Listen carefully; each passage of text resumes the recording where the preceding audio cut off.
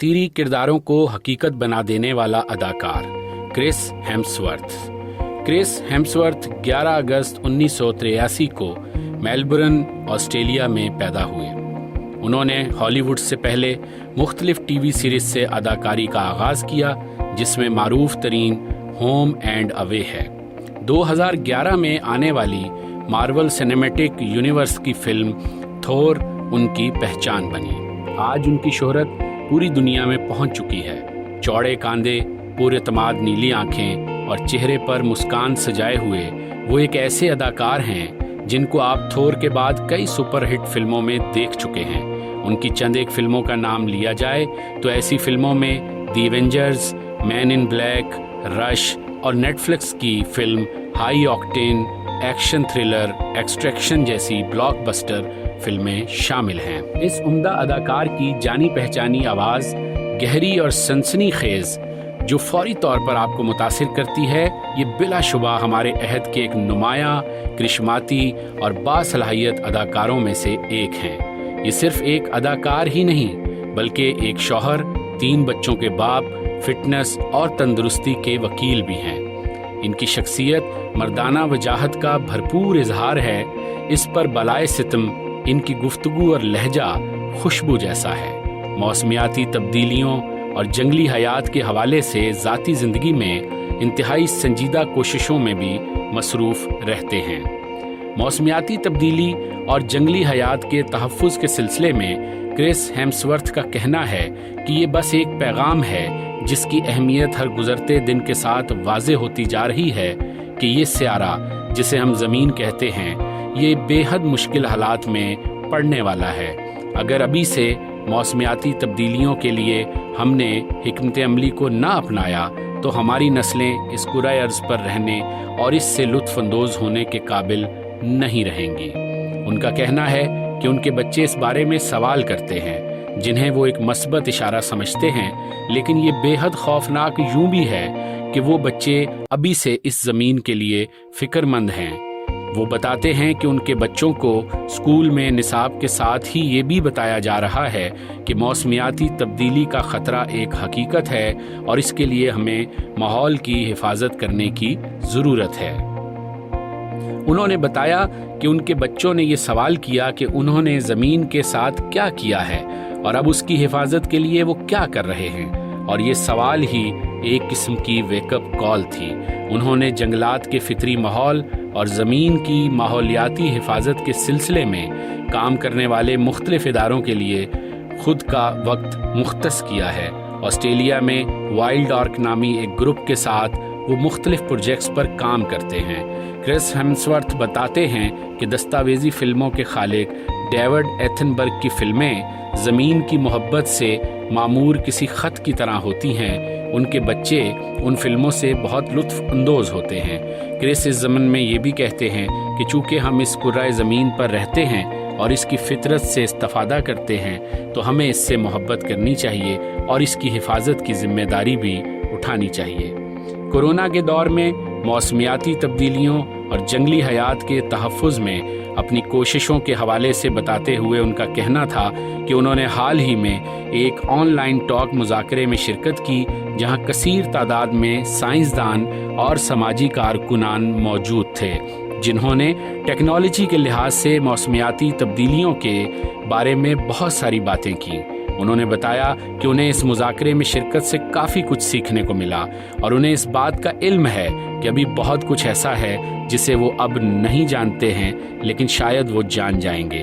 उन्होंने अपनी गलतियों का एतराफ़ भी किया और कहा वो अपनी गलतियों से सीखते और उन्हें ठीक करने की कोशिश करते हैं। उनका मानना ये भी है कि हम सभी सीखने के साथ साथ दरियाफ्त करने के मुसाफिर हैं और ज़िंदगी में बहुत कुछ सीखते हैं। और वो ये भी कहते हैं कि मैं मौसमियाती तब्दीली के हवाले से अपने हिस्से का काम करता रहूँगा और जैसे कि बहुत सारे लोग कर रहे हैं। इस वक्त उनके फिल्मी कारनामों में एवेंजर्स के बेहद चर्चे हैं, जिसके बारे में उनका कहना है कि ये उनका एक बेहतरीन तजुर्बा रहा। कुछ माह सोच विचार में गुजरे कि शूटिंग की इब्तिदा कहाँ से की जाए। उन्होंने ये भी बताया कि एवेंजर्स की फिल्में तन्हा थोर की शूटिंग से बहुत अलग नौइयत का ये प्रोजेक्ट था। थोर की शूटिंग में वो पाबंदी से वक्त पर पहुंच जाते थे, शूटिंग शुरू हो जाती थी। ताहम एवेंजर्स का तजुर्बा ज़रा मुख्तलिफ यूँ रहा कि इन फिल्मों में किरदारों का जम्मे गफ़ीर मौजूद था और तमाम मायानाज डायरेक्टर्स इसकी शूटिंग में हिस्सा ले रहे थे, जिसके सबब ये बिल्कुल मुख्तलिफ नौइयत की फ़िल्म थी। उनका कहना है कि वो आज भी उसकी शूटिंग के वक्त याद करके लुत्फ़ अंदोज़ होते हैं। मारूफ कहानीकार जोसेफ वेडन के हवाले से क्रिस हेम्सवर्थ का कहना है कि जोसेफ के साथ उन्होंने फिल्म केबिन इन दी वुड्स में काम किया था। उनका मानना है कि जोसेफ का अंदाज़ बहुत मुख्तलिफ है। उनका ये भी कहना है कि एक कहानीकार का हिदायतकार होना फिल्मों के लिए इसलिए भी अच्छा है कि उसे अपनी कहानी के मुख्तलिफ ज़ावियों का अंदाज़ा होता है और वो कहानी के रुख पर किरदारों से अच्छी अदाकारी करवा सकते हैं। जोसेफ के बारे में बताते हुए उन्होंने मज़ीद कहा कि वो एक ज़हीन और ज़ीरक फिल्म साज हैं और उनकी हिस्से मिज़ा बेहद ज़बरदस्त है। फिल्म साज लॉकी और क्रिस हेम्सवर्थ फिल्म थोर में साथ थे। लॉकी से मुतल्लिक उन्होंने अपने ख्यालात का इजहार करते हुए कहा कि हमारा ताल्लुक़ और मेलजोल बरादराना है। उन्होंने थोर में उनके किरदार के हवाले से बताया कि उनके साथ काम करके बहुत अच्छा लगा। फिल्म में लॉकी के तसव्वुर का एक अलग जाविया है और थोर का मिजाज कदरे मुख्तलिफ है। क्रिस का कहना था कि इस हिदायतकार के साथ काम करके मैं बहुत लुत्फ़अंदोज़ हुआ। कॉमिक्स पर मबनी फिल्मों के बारे में क्रिस ने इजहार ख़याल करते हुए कहा कि आपके पास एक रंगीन और रोशन दुनिया होती है। वो दुनिया या तो हैरत अंगेज़ तौर पर तफरीही हो सकती है या फिर वो डब्बे में भी जा सकती है। उनका कहना है कि सुपर हीरो फिल्मों में यही चीज़ एक चैलेंज होता है। फिल्म थोर में कॉमिक्स किरदार अदा करने के हवाले से उन्होंने बताया कि बचपन में उन्होंने कभी कॉमिक्स नहीं पढ़े थे, ताहम वो थोर के किरदार से वाकिफ़ थे, मगर बाकायदा और तफसीली तारुफ इस किरदार के लिए फिल्म में शामिल होने पर हुआ, जिसके बाद उन्होंने थोर के किरदार पर मबनी कॉमिक्स की ढेरों किताबें पढ़ डालीं, जिससे उन पर कॉमिक्स की दुनिया आश्कार हुई। फिल्म थोर में इस्तेमाल होने वाले हथौड़े के हवाले से उन्होंने बताया कि हथौड़ा खासा वज़नी बनाया गया था, क्योंकि अगर उसे हल्का कर दिया जाता तो हथौड़ा उठाने में जो ताकत का इस्तेमाल और जिस्मानी उज़लात का तनाव असल में वो दिखाना चाहते थे वो मुमकिन ना होता, और वो इस किरदार में हकीकत का रंग चाहते थे। उनका कहना है कि जब उन्होंने हथौड़े के बगैर शूटिंग की तो उन्हें अपना आप भी नामुकम्मल और अधूरा लगा। ताहम बाद में ये हथौड़ा वापस उनके पास आया तो उसे पकड़कर उन्हें बेहद सुकून महसूस हुआ। उन्होंने फिल्म रश में जेम्स हंट का किरदार अदा करने के हवाले से बताया कि बुनियादी तौर पर ये किस्म की किताब होती है और उसमें थोड़ा बहुत अफसानवी रंग देना पड़ता है, और ख़ुद वो इस किरदार के अफसानवी शक्ल से और पहलू से वाकिफ़ थे, इसीलिए उन्होंने उसको तब्दील किया और अपने अंदाज से पेश किया। लेकिन फिर भी उन्हें रहनुमाई की ज़रूरत थी, क्योंकि जेम्स हंट एक मारूफ शख्सियत और एक मुकम्मल अहद का नाम है। इस किरदार के लिए वो बहुत से ऐसे लोगों से मिले और गुफ्तगू की जो जेम्स हंट को जानते थे। फिल्म रश की तैयारी के हवाले से उनका कहना था, ये तैयारी बहुत अहम और सख्त अंदाज में उन्हें करनी पड़ी। क्रिस हेम्सवर्थ क्रोमा पर होने वाली शूटिंग और असली लोकेशन पर शूटिंग के हवाले से इजहार ख्याल करते हुए कहते हैं कि सब्ज़ स्क्रीन या क्रोमा शूटिंग एक किस्म की बोरियत पैदा करने वाली और दिमाग को थका देने वाली एक्सरसाइज होती है, जबकि वो ख़ुद को मुतहर्रिक रहने को तरजीह देते हैं, जिसके सबब उनकी तरजीह लोकेशन पर पहुंचकर शूटिंग करना होती है। अब तक के अपने फ़नी कैरियर के यादगार लम्हात को याद करते हुए वो बताते हैं कि उनमें इब्तदा में खुद एतमादी की बेहद कमी थी, ताहम उन्होंने इसके लिए वाकई बहुत जद्दोजहद की, और उनके मुताबिक इस ज़मन में उनका थोर का किरदार और मार्वल की सीरीज़ फिल्मों ने भी बहुत सहारा दिया और कैरियर और ज़िंदगी को मस्बत अंदाज में तश्कील दिया।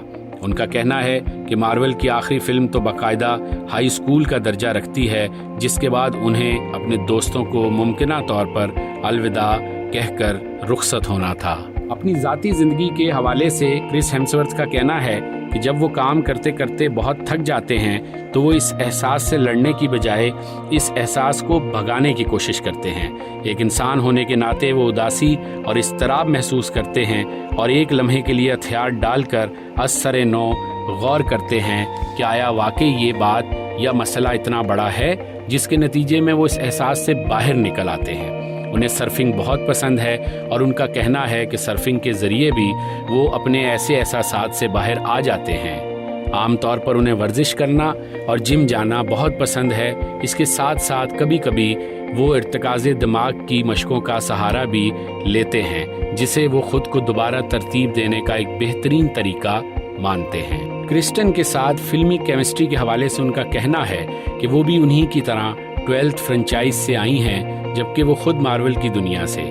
وہ دونوں ہی ایک ہی مقصد کے تحت کام کر رہے ہیں، اور ان کا کہنا ہے کہ کرسٹن بہت با اخلاق ہیں اور اپنے کردار اور کہانی کے حوالے سے بے حد پرجوش رہتی ہیں۔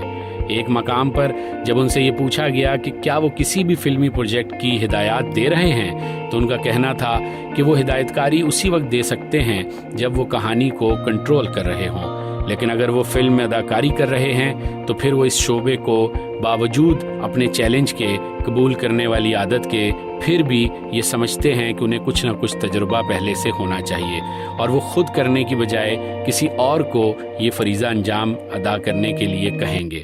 کرس ہیمسورتھ اس بات کو بھی تسلیم کرتے ہیں کہ وہ جو کچھ کر رہے ہوتے ہیں اس کے بارے میں ان کے خیالات تبدیل ہوتے رہتے ہیں، اس لیے ہدایت کاری کے حوالے سے قبل از وقت کچھ نہیں کہا جا سکتا۔